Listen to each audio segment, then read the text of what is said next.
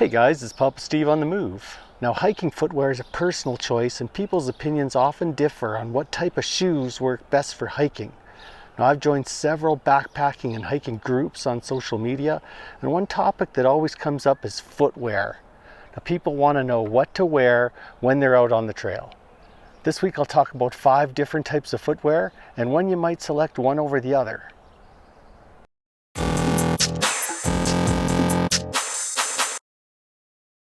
Now, when selecting footwear for hiking, there's 3 main things you want to think about. One is your purpose. What do you want to accomplish? Where are you going to go? Because that's going to depend what kind of shoe you use. The second one's weather. It's going to be wet, it's going to be dry, hot or cold conditions. These all vary on what you're going to use again. And the last one is terrain. You want to know, is it rocky? Is it hilly? Is it muddy? Are you in the desert? Or is there lots of river crossings?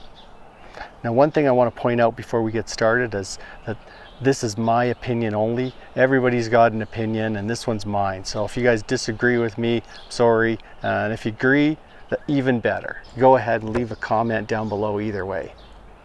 Hey, so today we're looking at 5 types of footwear. Number 1 is the backpacking boot. Number 2 is the day hiking boot. Number 3 is the hiking shoe. Number 4 is the trail runner. Number 5 is the hiking sandal. They're all great footwear, and you wear them under specific circumstances. I'll take out any of these shoes. Now, the backpacking boots. This pair is the Scarpa Kinesis Pro Gore-Tex. It's designed for multi-day trips deep into the backcountry. It's got a high cut. It offers excellent ankle support and stability, and it's Gore-Tex, so it's waterproof. It's the leather upper.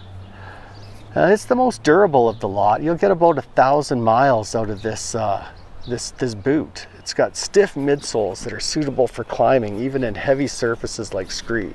This thing just will not bend.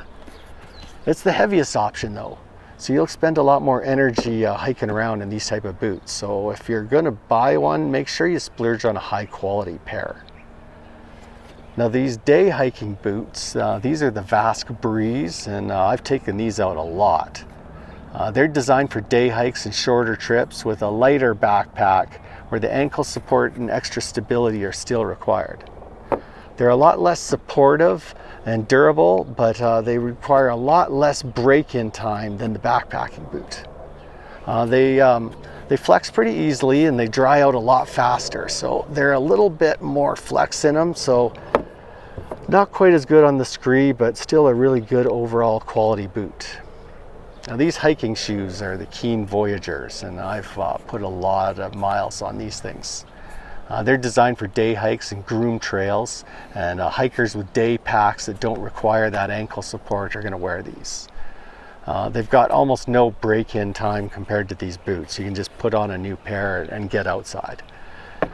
The cons, they don't offer a lot of support when you're carrying a heavy backpack, but they are fast drying and they're much lighter, but a little less durable than these other boots, where you might get 1,000 miles on these. You're only going to get about 750 miles per pair on these things. Now, the trail runner, this one's the Ultra Superior 4.5. They're designed for running on natural surfaces for those that prioritize comfort and weight savings. This thing's really light, but the lightweight fabric that makes them so nimble makes them far less durable as a hiking shoe even. Still, you'll get about 500 miles hiking in these things. Not much support, but really lightweight and fast drawing. Make them a good selection, especially when you want to make up a lot of ground in a short amount of time. The hiking sandals, these are the Keen Rialto, the open toe brand. You can get a closed toe as well. They're designed for walking in warm temperatures on uneven terrain. They've got a pretty good sole on them. They're fast drying and they're good for water crossings, but they are a little bit heavier than the trail runner. And believe it or not, these dry out remarkably fast as well. How do you choose which one you're going to wear? I mean, some mountaineers live and die by their sturdy, heavy boots. The support and the protection they get are worth carrying that extra weight. But many ultralighters prefer the trail runner for their through hike. They'll resupply a new pair every 500 miles and they'll just keep going because they cover a lot of ground with a very light pack and in a short amount of time. I myself, I'm more in the middle. I prefer the day hiking boot. They're great for multi-day trips as well, and they dry fast as well. I put a lot of miles on these Keen Voyagers, and they're probably my preferred shoe as to wear the hiking shoe. And when I need that extra support, I go up to the day hikers. Now, another thing to remember is that Gore-Tex and waterproof footwear is great at keeping you dry until the inside of the boot gets wet. The waterproof boot or shoe will take days to dry out. That's why I like using the day hiking boot or the shoe for a multi-day hike, because I can actually dry these things out if they get a little bit wet. Put on a new pair of socks, feet feel as good as new. These get wet inside, ooh, they're wet. They're wet for a long time.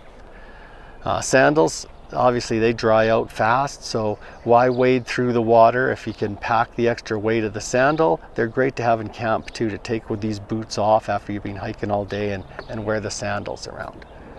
Now, many avid hikers keep 2 or 3 or more even of these options available, and they pick and choose the right shoe for what they're doing that day. Remember I said about objective. So keep in mind what you're going to use the shoe for and pick the right one. There's lots of good options out there. So interested in which ones you guys are wearing. Everybody has their preference, of course, so leave me a comment down below. Let me know which one you guys prefer. So that's it for this week. I mean, if you guys don't forget to like and subscribe if you support the channel and you want to see more. Otherwise, reach out on social media. I'm on Facebook and Instagram. Love hearing from you guys. Keep the ideas coming. It's Papa Steve on the move, and I'll see you guys on the trail.